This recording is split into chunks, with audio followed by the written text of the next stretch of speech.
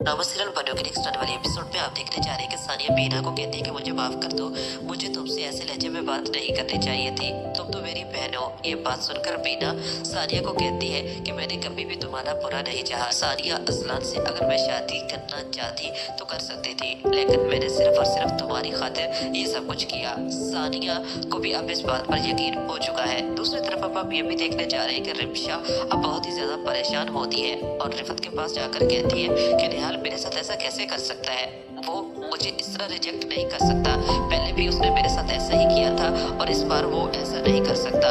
ये बात सुनकर रिफत कहती है कि मैंने तुम्हें कहा था ना कि निहाल के साथ ज्यादा से ज्यादा वक्त गुजारो, लेकिन तुमने उसे धोखा दिया है। आखिर हसीब है क्या, हसीब के साथ तुम क्यों मिलने के लिए गई? ये सब कुछ आप आने वाले एपिसोड में देखने जा रहे हैं।